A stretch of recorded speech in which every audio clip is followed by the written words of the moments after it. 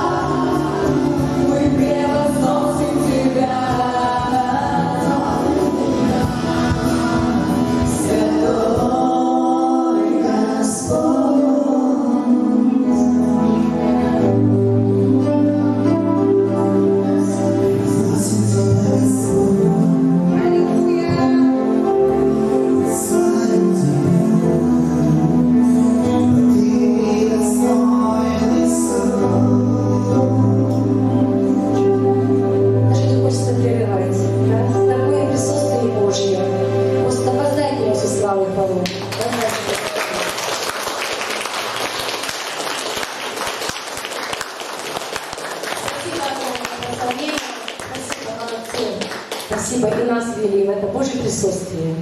Слава Господу.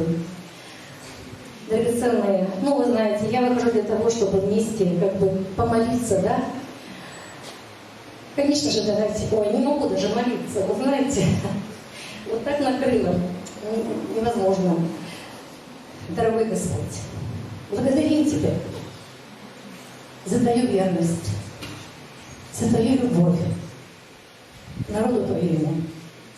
Благодарим Тебя, Господи, что Ты все сотворил, дивно, чудно. Благодарим Тебя за все. Спасибо Тебе, Боже, что можем собираться, как церковь Твоя, как тело Христа, поклоняться Тебе, искать лица Твоего, и славить Тебя, и благодарить за все. За все. Потому что Твои намерения по благо. Господи, не устанем мы превозносить Твое святое имя. Не устанем, Господи. Пусть наши сердца будут наполнены Твоей любовью, которую Ты излил. Мы просим Тебя, чтобы Ты еще более любовью наполнял нас этой любовью, чтобы мы могли делиться с этим миром и быть светом этому миру. Пусть Твое помазание, этот густой елей, который сегодня опустился на каждого из нас, я верю в это, Он сделает ту работу, для чего Ты поставил. Пусть это помазание, Господь, оно течет через каждого из нас, как через чистый сосуд для благодеяния. Благодарим, Господи, что Ты с нами, что мы в Тебе, и Ты в нас. Это действительно блаженство. Но Ты сказал, чтобы мы свои заботы возлагали на Тебя. Значит, они будут, пока мы здесь на земле, и заботы, и какие-то нужды наши. И поэтому, Господи, как же Слово Твое говорит, все, что не будете просить, верьте, что получите, и будет вам. Чтобы мы не сомневались. И мы не сомневаемся, Господи. Мы не сомневаемся, что Ты даешь более того, чем можем даже помышлять. И благодарим Тебя за все ответы на молитвы наши, за то, что Ты делаешь, то, что мы даже не знаем. Благодарим Тебя, Боже. А мы сейчас, Господь, как церковь Твоя, молимся за эту землю, на которой кто-то родился, кто-то приехал, но мы живем на этой земле чудесной, прекрасной, такой великой земле. Благодарим Тебя за Якутию. Благодарим Тебя, Господи, за те сокровища и богатства, которые Ты вложил в недра ее. Благодарим Тебя за народ, который здесь живет. Благодарим Тебя, Господь, за начальствующих власти. Это великое дело. Это Твое, Господи, что даже глава республики, он почитает и поклоняется Тебе. Спасибо, Господь. Мы молимся сейчас, Господь, за всех начальствующих, за власти наши. Мы молимся за спасение неспасенных и за укрепление тех, которые приняли Тебя как Господа и Спасителя. Мы молимся, чтобы наша республика, Твоя земля, она была действительно Христовой. Чтобы свет славы Твоей распространялся по этой земле. Чтобы люди были истинны, братья и сестры, и любовь Твоя распространялась, Господи. Пусть откроются глаза у тех, кто еще слеп. Пусть снимется покрывало и слизь сердец, Господи, чтобы узрели Тебя, Спасителя, Иешуа, Машиаха. Благодарим Тебя, Господи. Спасибо. Благодарим Тебя за ту работу, которую Ты производишь. И да будем мы чувствительны к Духу Твоему Святому. Боже, направляй. Водимые Духом Божьим суть сыны. Да будет каждый из нас истинным сыном и истинной дочерью Твоей. Благослови, Господи. И мы, Господь, благоговея пред Тобой. В этом Твоем присутствии, наполнении. Мы приносим Тебе и нужды, которые есть у народа Твоего. Драгоценные. Просто сложите сейчас это у ног Иисуса у Христа. Сложите свои нужды. Мы Мы все нужды, Господи, возлагаем Твоим ногам, потому что Ты печешься и Ты даешь обеспечение. Кому нужно исцеление, Господи, да будет высвобождено с небес через Твоих святых прямо сейчас. Это божественная сила исцеляющая. Твое помазание дотечет во имя Иисуса Христа. И сила воскресения да начнет действовать во славу Твою. Да будет церковь, Господь, той, которую Ты видишь, без пятна и порока, воинствующая и побеждающая во имя Иисуса. Мы также молимся сейчас, Господь, за особую нужду. У нас брат Василий Черепанов и Настенька собирается ехать с семьей в отпуск, но Василий заболел. И мы сейчас, Господь, приносим Тебе эту ситуацию. Мы не знаем, почему он заболел именно в этот момент. Нужно ему ехать или нет, и Ты можешь многое предотвратить.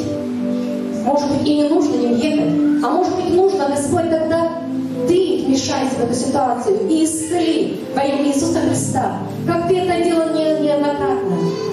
Чудесным образом, Господь, прямо сейчас во имя Иисуса мы молимся за это, чтобы Твоя совершенная воля была в этой ситуации, в этой жизни.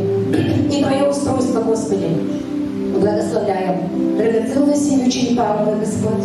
Пусть мир Божий, Твой шалом наполни сердце, чтобы они не беспокоились ни о чем. Благослови, Господи. Благослови. Мы верим, Господь, что все будет по Твоей воле. И также, Отец Небесный, сейчас летний период. Это период, когда обычно идут пожары, но мы молимся, Господь. Мы молимся каждый дома, мы молимся здесь, в церкви, о том, чтобы Ты выслал ангелов, Господь. Чтобы они отгоняли эти пожары, Господь, они не бушевали на нашей территории во имя Иисуса Христа. Благослови, Господи, чтобы вовремя шли дожди, чтобы была мудрость у людей, была чувство ответственности, Господь. Благослови. И пусть будет просто, Господь, Твой божественный порядок на этой земле во всех отношениях. И та авария, которая произошла сегодня, Господь, на реке Вилюй на этой неделе, Господи, да будет все без ущерба для экологии. Да будет, Господь, действительно Твоя благодать излита на тех, кто устраняет эту аварию. Благослови, Господи, чтобы ни одно животное, оно не погибло. Нигде. Во имя Иисуса Христа. Мы благословляем и освобождаем, Господь, также Твою помощь и защиту на всех. Господи, сейчас у меня такое побуждение помолиться, Господь, вот за тех людей, которые сейчас в этом зале, которые оставили все, Господь. Кто-то не пошел на речку, кто-то не поехал на дачу, кто-то не остался дома, Господи, но люди пришли для того, чтобы встретиться друг с другом и прежде всего, чтобы побыть с Тобой в Твоем присутствии и воздать Тебе хвалу. И поэтому, Господь, пусть будет высвобождено сейчас то, Господь, благословение, которым Ты благословлял, Господь, через уста Моисея и через уста Иакова на 12 колен Израиля, которое было высвобождено. Да будут все благословения высвобождены на каждого, кто сегодня пребывает в этом зале. Пусть они просто почувствуют, Господь, эту силу и мощь, которая изливается на них во имя Иисуса Христа. Просто, вы знаете, мне сейчас вот я чувствую, как вот просто помазание льется. Примите поверье это, примите, не чувствами, но верой примите, что Господь здесь, и Он просто изливает, Он видит ваши верные сердца. Драгоценные, воздайте Господу славу, за все Ему хвала. Аминь.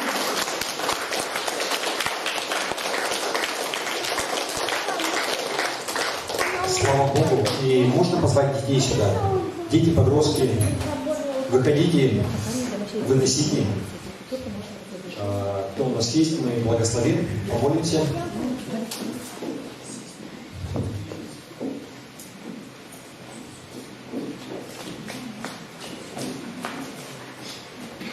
Ну, кто есть это, мы можем помолиться там, если тяжело. Смотрите, либо выходите, давайте мы благословимся. Отец Небесный, Господи, мы благодарим Тебя за каждого ребенка, Господи, за каждого подростка в нашем собрании. Также благодарим Тебя за всех, кто в нашей церкви, но их нет сегодня по каким-либо причинам, Господь. Мы благословляем каждого и просим Тебя, Господь, Ты благослови их также. Пусть Твоя рука, она будет над каждым из них, уберегай от зла во все дни их жизни. Господи, пусть каждый из них, он развивается в свое время Он примет жизнь, выберет тебя, и всей своей жизнью Он будет просто приносить славу тебе. Я провозглашаю, что люди будут смотреть на них и говорить: слава Богу. Пусть это будет так. Господи, я прошу Тебя также в эти летние дни просто благослови каждого. Есть время купания сейчас. Убереги, сохрани их. Пусть все войдут в осень живые, здоровые, целые, невредимые, набравшиеся сил. Господь, благослови их. И весь Божий народ сказал: аминь. Аминь.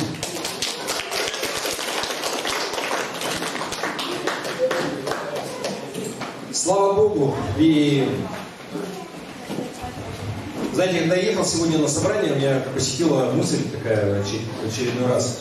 Насколько суровый у нас край, да? Зимой все время думаешь, ну как холодно, что идти никуда неохота. Настало лето, теперь жарко сильно, тоже идти никуда неохота. И скоро будет тот самый период, когда все охотно делать. Он только очень быстро заканчивается. Осенью, да? Что я хочу сказать, что слава Богу за вас, на самом деле. Я много раз говорил, что, знаете, Бог, Он ищет прежде всего верных людей. Потому что талантливые неудачники – это притча во языцах.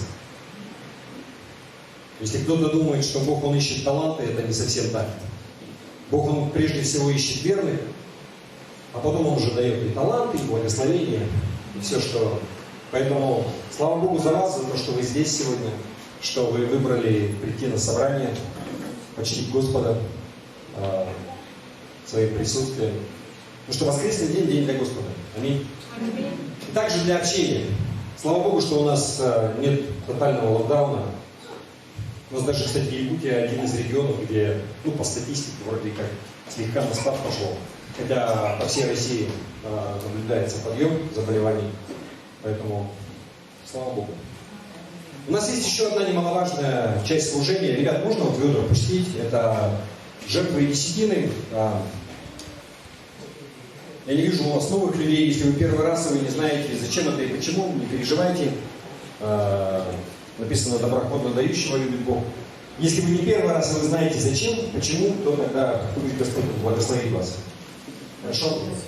На самом деле это великая часть. Мы вот как бы я не так часто и много говорю в последнее время об этом.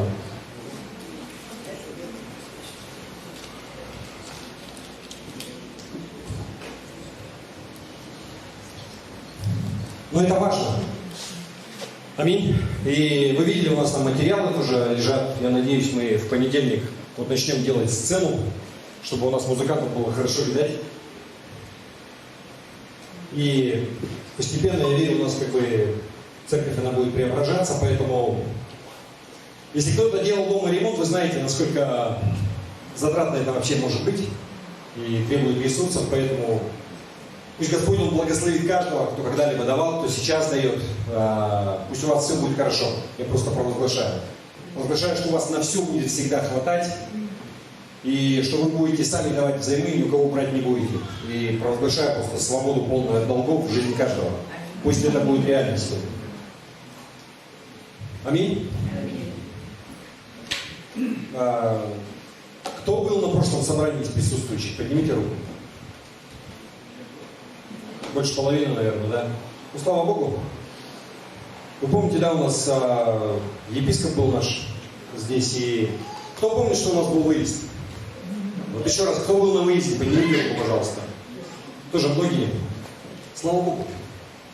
Знаете, хорошо быть вместе. Даже в такую жару, тем более у нас лето такое, что не успел оглянуться, оно уже закончилось. Я верю, что у нас будет еще какой-нибудь выезд. Давайте сделаем. Все зависит только от нас. Если есть такие пожелания, не обязательно туда же. Можно приехать куда-то поближе, где будет попроще и подешевле. Может быть, но важно не место, да, важны люди. Важны люди. Важно общение. И хотя, конечно, там было комфортно. Аминь. Да. Слава Богу. И до того, как у нас пастор Андрей был, Вы помните, если кто-то помнит, у меня была проповедь, и я говорил про Соломона. Ой, нет, не про Соломона, про Самсона. Да? И такая знаковая фигура, да, как былинный такой герой, можно сказать. Но кто верит, что то, что написано в Библии, это истина? Это не просто сказки, да? Потому что если ты начинаешь подвергать чему-то хоть какой-то стих сомнению, тогда, где гарантия, что все остальное, это правда? Поэтому ты либо принимаешь, либо не принимаешь. Да? И сегодня я бы хотел, коснуться еще одной такой знаковой личности. И, может быть, не так много написано про него, да, но тем не менее. И это Енох. Кто слышал вообще про такого? Знаете, на самом деле он был отцом Мафусала. И Мафусал, если кто не знает, это человек, который прожил самую долгую жизнь на земле. По-моему, 969 лет. Да? И люди раньше, они жили очень долго, в самом начале. То есть, если посмотреть, мы сегодня будем говорить, это 5 глава Бытия. И 5 главу Бытия, многие называют, знаете, как, неофициально, так скажем, это такое вот кладбищенская глава такая. То есть, почему? Потому что там идет перечисление, там идет родословная Адам. И начинается, что там Адам там жил, я немножко, может быть, вперед забегаю. Давайте мы прочитаем те стихи, которые нас интересуют. Это Бытие, 5 глава, 21 и 24 стих. И еще я бы хотел сказать, из этой родословной мы что видим? Что Енох, он был прадедушка Ноя, того человека, которому было заповедано построить ковчег, и который также угодил Господу, да, и вы знаете, то есть он и его семья, они были единственные, кто не погибли во время потопа, и он построил завет. И я думаю, что в том числе, почему написано, что Ной был найден праведным пред Господом, да, я думаю, что не в последнюю очередь, потому что его дедушка, он был также праведным, как Енох. Но давайте мы прочитаем. 5 глава, 21 и 24 стих. Енох жил 65 лет и родил Мафусала. И ходил Енох пред Богом по рождению Мафусала 300 лет, и родил сынов и дочерей. Всех же дней Еноха было 365 лет. И ходил Енох пред Богом, и не стало его, потому что Бог взял его.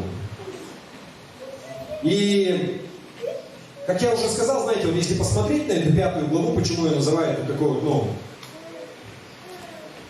кладбищенская, да, такая могильная, потому что там идет, с самого начала говорится, что родословная Адама, да, и говорится, что там Адам, он прожил 930 лет в общем, да, он родил там сынов, дочерей, и потом написано, и затем умер.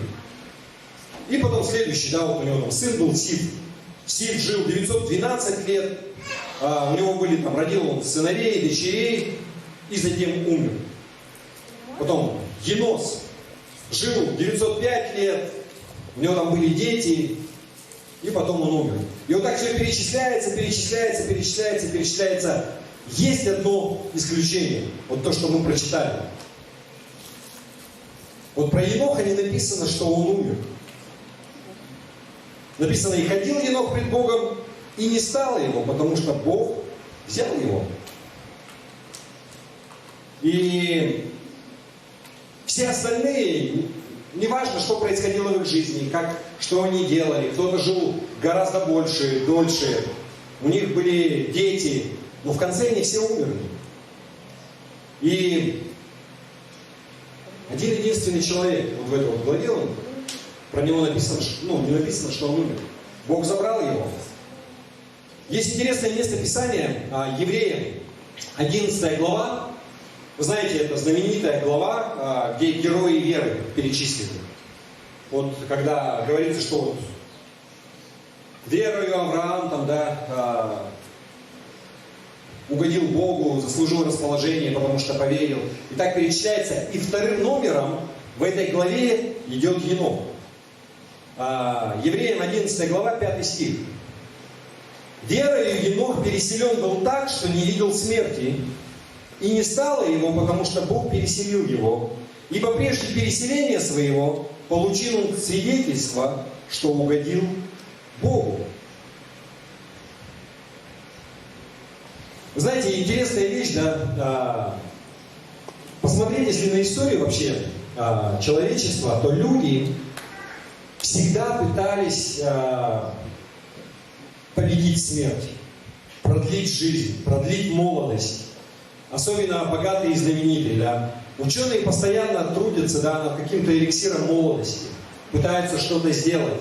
И я совсем недавно, знаете, обнаружил сейчас вот у богатых и знаменитых у них как бы, свои причуды, то есть они могут позволить себе, да, кто-то вот заповедал там, знаете, завещание такое, его положили в криокапсулу, заморозили, человек верит, что когда-то будет изобретен способ, чтобы можно было человека оживить, и вот он как бы его из криокапсулы достанут, например. Но сейчас вот есть такая, не то чтобы тенденция, но я вот смотрел, есть компании, там даже очередь стоит.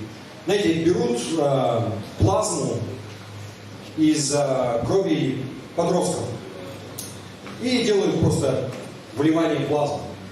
Как бы, да, процедура не дешевая, стоит много-много-много денег. И таким образом люди верят, для чего они это делают, что вот организм он получит омоложение, свежая кровь в прямом смысле этого слова, да, молодая кровь, что она каким-то образом будет обновлять клетки там, и так далее. Есть даже компании в Европе, которые делают полное переливание крови, то есть вообще полностью замещают тебе кровь на кровь молодого человека. Таким образом, вот они верят, что они смогут продлить себе жизнь каким-то образом, улучшить качество жизни, как-то обновиться. Я не знаю, насколько это вообще работает, но, по-моему, это очень попахивает, знаете, когда тебе вот звонят и говорят, что из службы безопасности Сбербанка, вот это из той же самой серии. Знаете, как бы мы тебе перельем кровь, ищите ваши денежки, и как бы, по-моему, это обман. Ну, по крайней мере, они точно умрут.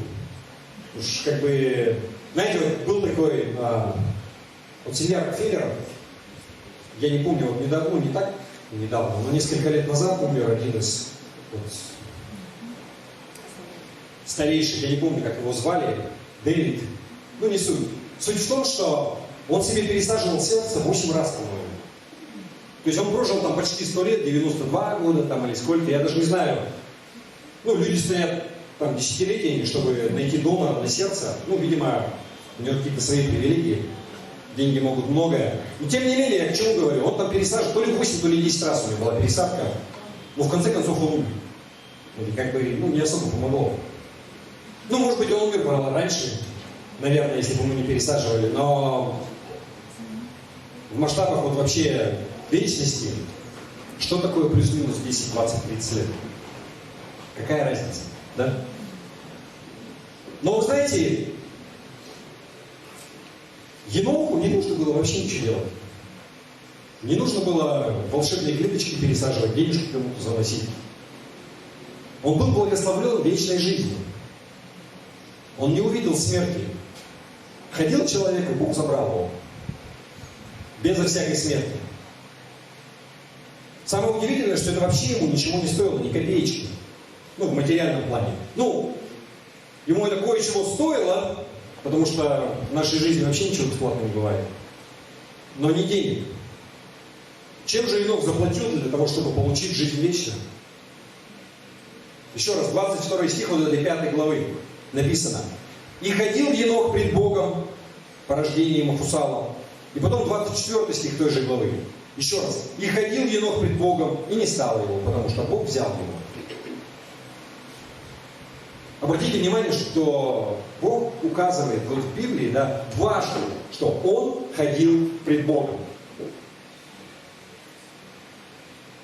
И вот это вот желание Еноха ходить с Богом, ходить пред Богом, оно так впечатлило Бога, что написано, что таким образом Енох, он угодил ему, что Бог даровал ему жизнь вечную. Кто-то может спросить, это все? В смысле, Енох, вот он просто ходил с Богом, и все, и вот как бы он этим самым он так угодил Богу, что тот дал ему жизнь вечную. Звучит как-то не очень впечатляюще. Не победил никаких великанов. Там нацию не спас. Ничего такого глобального не сделал по мирским меркам. Он просто ходил с Богом. Что такого в этом удивительного?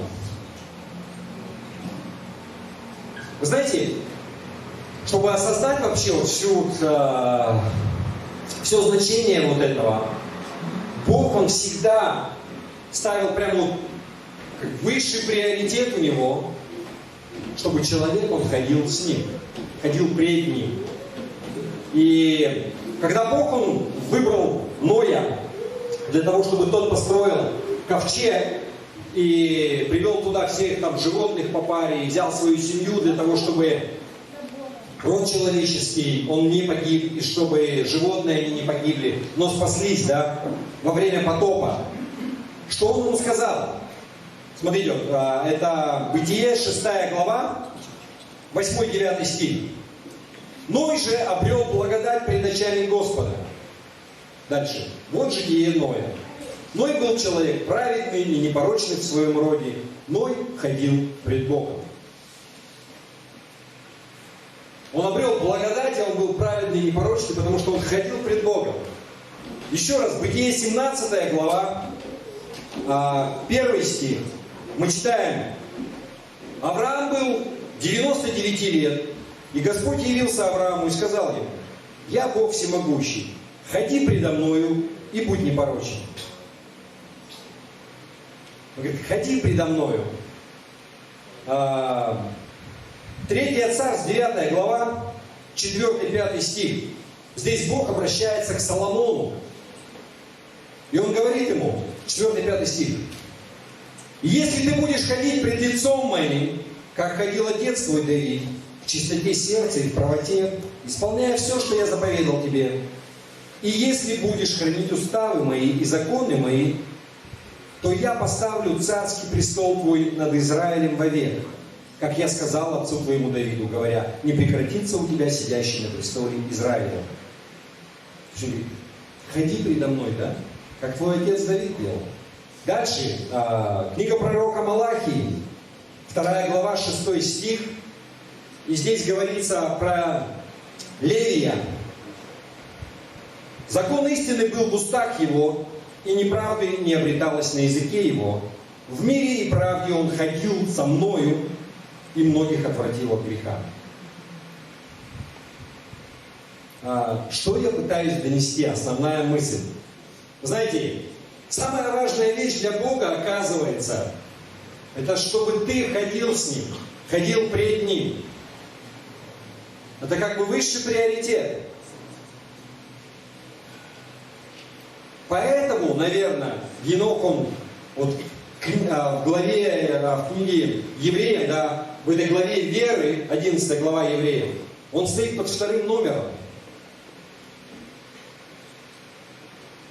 Енох сделал то, чего Бог, Он очень сильно желает, искренне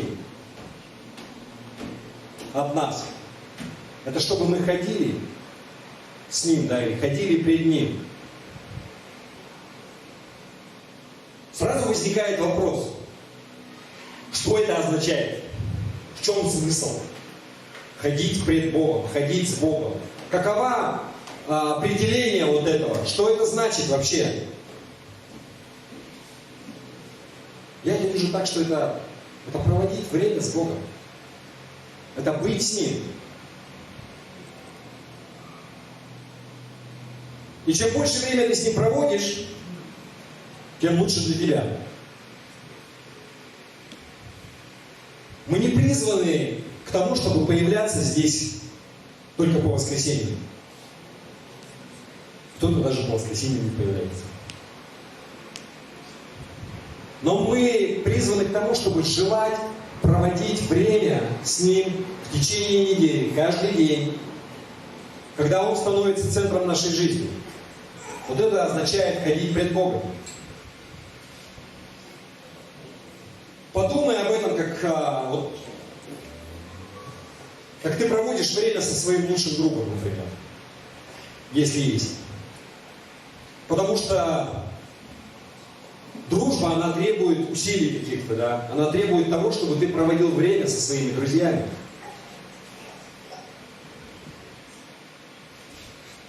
Знаете, такой друг, что ты, если какие-то вопросы возникают, ты звонишь ему по телефону, чтобы спросить совета, чтобы пойти куда-то, тебе хорошо с ним. Ты думаешь поехать на природу, сразу же первым, давай позовем его, давай позвоним, я буду с ним. Вот что означает ходить пред Богом, ходить с Богом. Но это даже есть нечто большее в этом. Если я хожу с Богом, я хожу пред Богом, то тогда я соглашаюсь, что я буду идти той дорогой, которую Он выбирает. Вы понимаете? Вот я хотел пример привести. Есть такое видео, я не знаю, кто-то видел, нет? Про собачек, как, знаете, там все остальные собаки написаны. И такой человек, он берет и поводок бросает на землю своей собаки. Собака стоит, смотрит, берет поводок зубами, подает ему обратно в руку. И говорит, и моя собака. Следующий кадр, там ролик, человек бросает поводок, собака стоит, ждет, и в точку превращается на горизонте, как бы начинает убегать от него. К чему я это говорю? Знаете, вот, например, если представить, вот как, например, человек выгуливает собаку. Вы, наверное, вот наблюдали. Вот бывает такое, что идет человек, выгуливает собаку, вот она идет рядом. Иногда даже без поводка, да. Рядом, к ноге он куда-то поворачивает, она идет за ним. Все спокойно, приводит ее обратно. А бывают такие, что ты идешь, и она, во-первых, вокруг ног у тебя везде пробегает, ты вот так вот этот поводок. Вокруг каждого столба там пытается, и все время пытается куда-то убежать, куда тебе точно не надо, куда ты не идешь. Знакомая, да, картина, наверное, видели, если, может, у кого-то свои собаки есть. Им точно, ну и вообще плевать, куда ты там идешь, какие у тебя намерения, у них есть свой собственный план. Надо каждый столб бежать где-то там понюхать, там ногу задрать. Книга пророка Амоса, 3 глава, 3 стих написано: «Пойдут ли двое вместе, не сговорившись между собой?» Если ты собираешься ходить с Богом, если ты хочешь ходить пред Богом, тогда тебе нужно согласиться, что ты будешь идти туда, куда идет Бог. Что ты будешь идти туда, куда Он направляет. Вы согласны? Знаете, у меня периодически такое бывает, вот как-то, человек подошел и говорит, что пастор, у меня вот есть вопросы по поводу Библии, Господа. И вот человек, верующий, покаялся, крестился, но в церковь не ходит сейчас, да, и не в одну, потому что он говорит, по его выражению, он говорит, что многие вопросы для меня непонятны, они запутаны. Но знаете, когда начал говорить с человеком,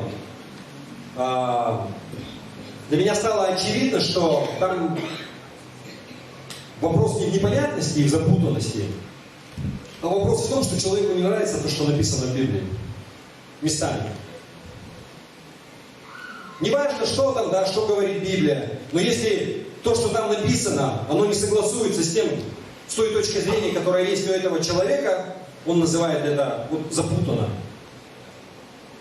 Меня это смущает.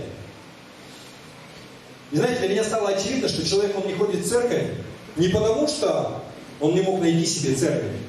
Или, в смысле, он просто не мог найти себе церковь, которая бы полностью соглашалась именно с ним, с его точкой зрения. Вы знаете, это такой классический пример, когда вот этот человек, он не хочет ходить с Богом. Он не хочет ходить пред Богом, но он хочет, чтобы Бог ходил пред ним. Чтобы Бог ходил с ним. а не наоборот. Вы понимаете, о чем я? Он был бы очень доволен Богом, если бы Бог просто согласился с его условиями.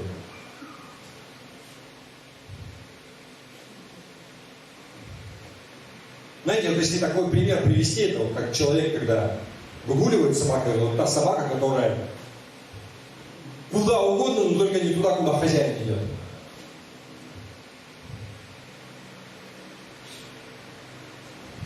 Я как-то разговаривал с одним тоже пастором, проповедником, и он говорил, что вот когда вот он только стал верующим христианином, вот была проблема для него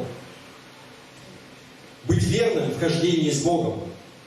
Потому что, как он сказал, мне, говорит, было тяжело отдать полный контроль над своей жизнью Богу. И вы знаете, он прав. Для того, чтобы ходить с Богом, мы должны принять осознанное решение, что мы отдаем контроль над своей жизнью Ему. Что мы отказываемся контролировать.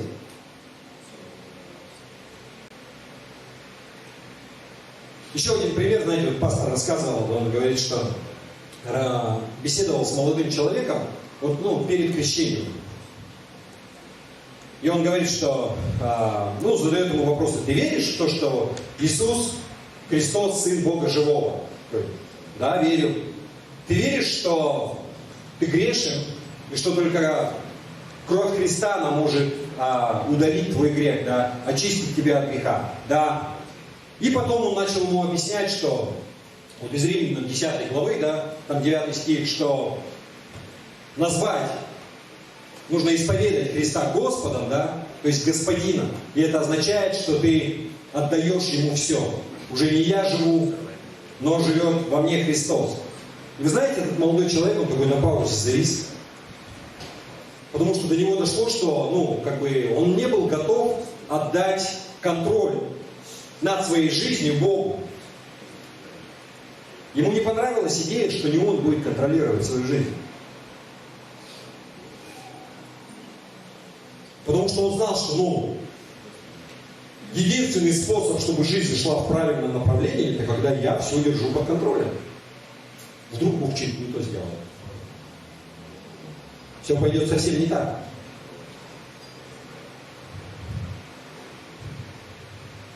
Но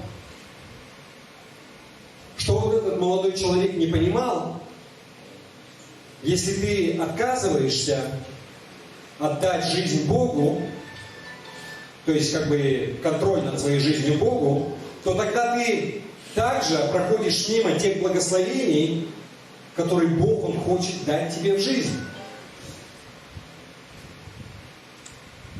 Вы согласны? Я понимаю, что жара, она мозги плавит. Я постараюсь, не знаю, развеселить вас чтобы немножко взбодрить, стряхнуть. Кто помнит 22-й псалом? Псалом Давида. «Господь пастырь мой, я ни в чем не буду нуждаться. Он покоит меня на злачных пажитях и водит меня к водам тихим. Подкрепляет душу мою, направляет меня на стези правды ради имени своего. Если я пойду и долиной смертной тени, не боюсь зла, потому что ты со мной». Потому что ты со мной. О чем здесь говорится? Здесь говорится, что если я хожу с Богом, если я рядом с Ним, если Он есть в моей жизни, Он присутствует, я могу пройти через такие мрачные и страшные испытания в жизни, и у меня не будет никакого страха.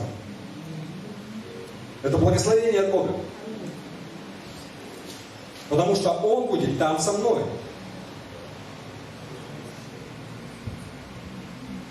Еремия 6 глава 16 стих написано: «Так говорит Господь: остановитесь на путях ваших и рассмотрите, и расспросите о путях древних, где путь добрый».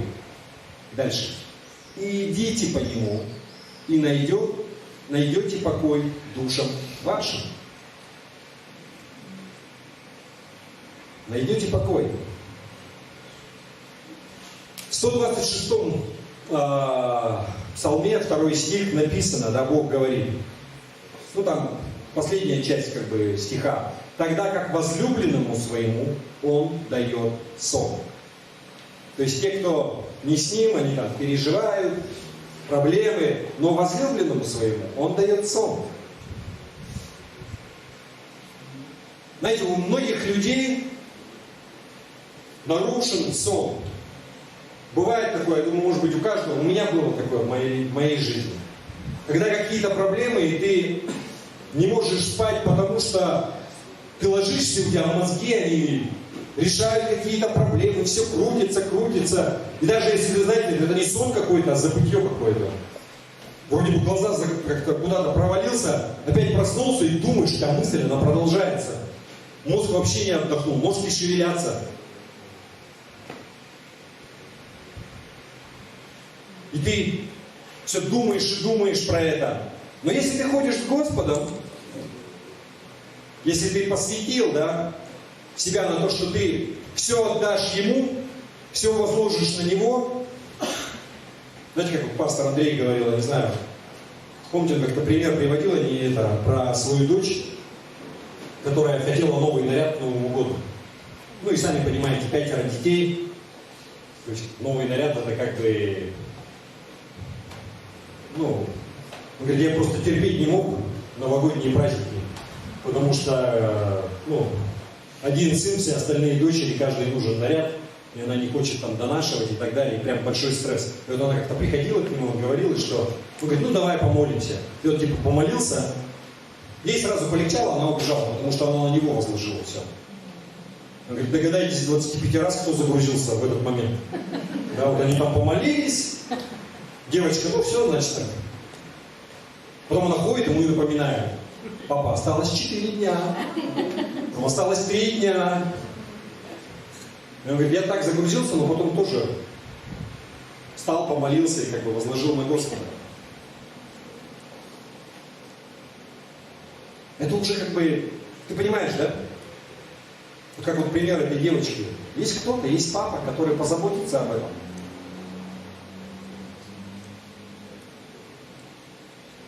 Если ты так поступаешь, если ты возлагаешь свои заботы на Господа, если ты научился делать это, в прямом смысле ты можешь найти покой душе своей.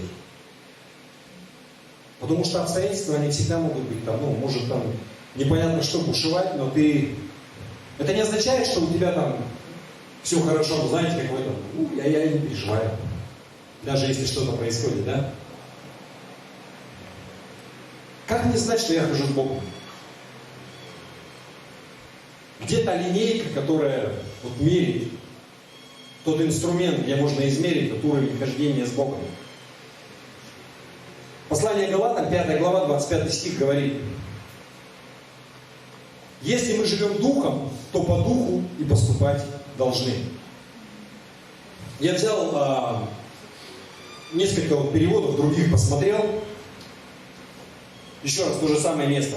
Если живем духом, духу исследуем. Еще один. А еще живем духом, духом и доходим. Что это означает? Как я могу знать, что я хожу духом, да? Я хожу в духе, поступаю по духу.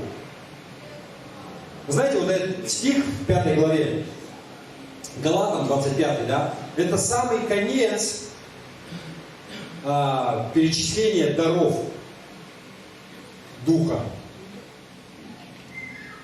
И если мы ходим в духе, у нас есть вот эти вот дары духа.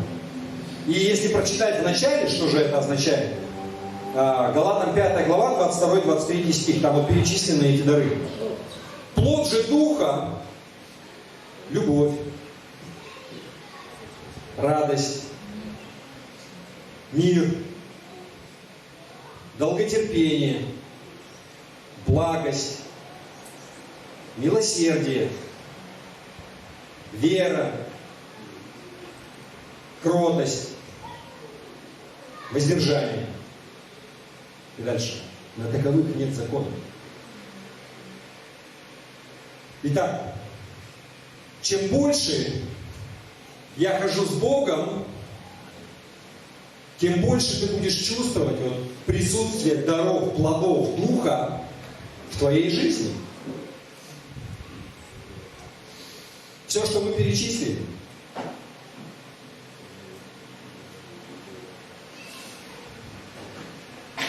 Вы согласны с ними?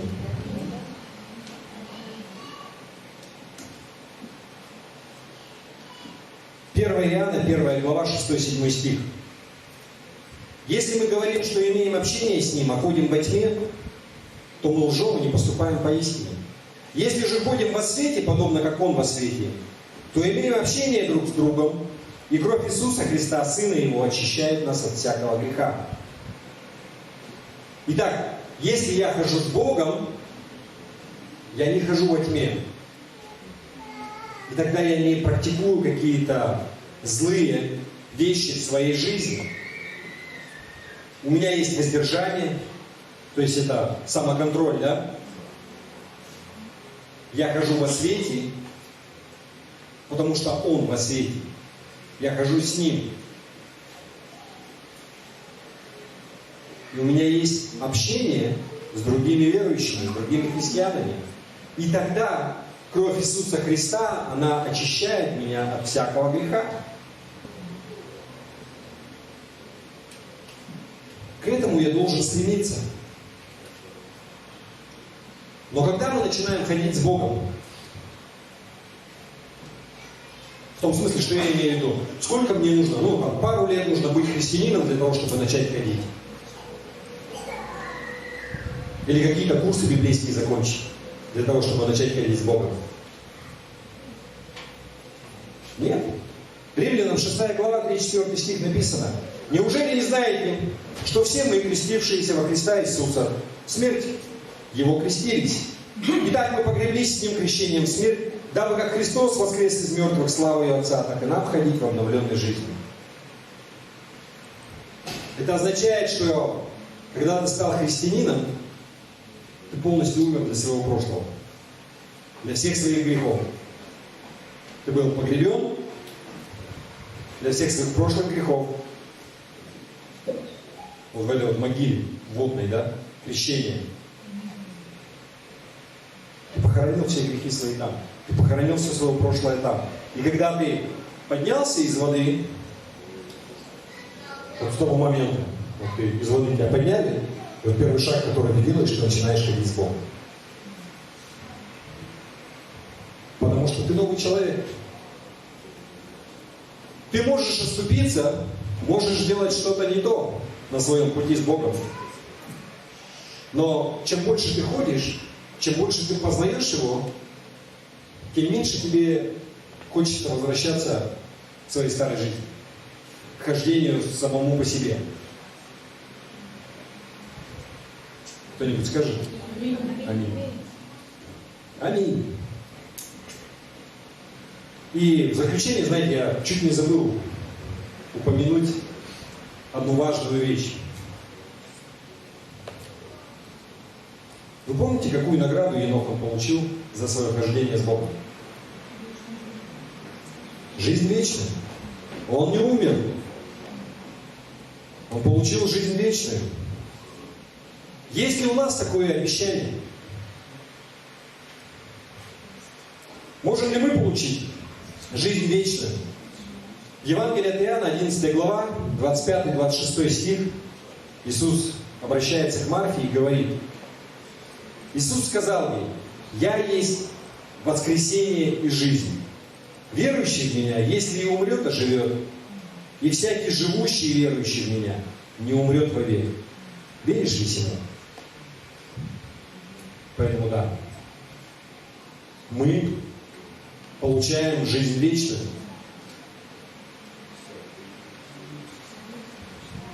Аминь. В Евангелии от Иоанна в 3 главе Иисус учит, что мы получаем жизнь вечную, потому что мы рождаемся дважды. Он говорит, что сначала мы рождаемся от матери, от плоти, и второй раз мы получаем рождение от духа и воды. То есть мы перерождаемся. Но если ты не рожден дважды, если ты не перерожденный христианин, то тогда ты умрешь дважды. Первый раз физической смертью в могилу, а второй раз в день суда. Знаете, как один человек сказал, мне понравилось это выражение, что лучше быть рожденным дважды и потом умереть один раз, чем родиться всего лишь один раз для того, чтобы потом умереть дважды. Надеюсь, вы в состоянии переварить в такую же глубокую мысль. У меня все на сегодня. Я ободряю вас ходить с Богом. И мы призваны ходить просто в церковь, да? Жизнь верующего — это не просто, это немаловажная часть приходить сюда на собрание, и на самом деле это нужно.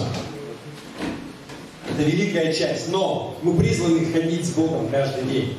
Аминь. Давайте мы поднимемся, мы помолимся, и мы с миром Божьим уже будем расходиться, если вам сильно жарко. Можно чаю попить внизу, вскипятить, как у нас обычно бывает. Аллилуйя. Господь, я прошу Тебя, Господи, пусть вот эта истина, я верю, что это от Тебя, пусть она наполняет сердца, пусть это будет реальностью в жизни каждого человека в нашей церкви. Господь, дай нам помнить, что жизнь с Тобой — это не просто хождение в церковь, не просто общение. Дай нам глубоко понимать это, осознавать и благословить. Во имя Иисуса Христа. Аминь. Аминь. С миром Божьим по домам. Господь пусть благословит вас на предстоящую неделю. Пусть у вас все будет хорошо. Возникают вопросы, обращайтесь к Господу, спрашивайте, Он даст ответ. Добро пожаловать сюда в следующее воскресенье в 11. Аминь. На домашние группы тоже.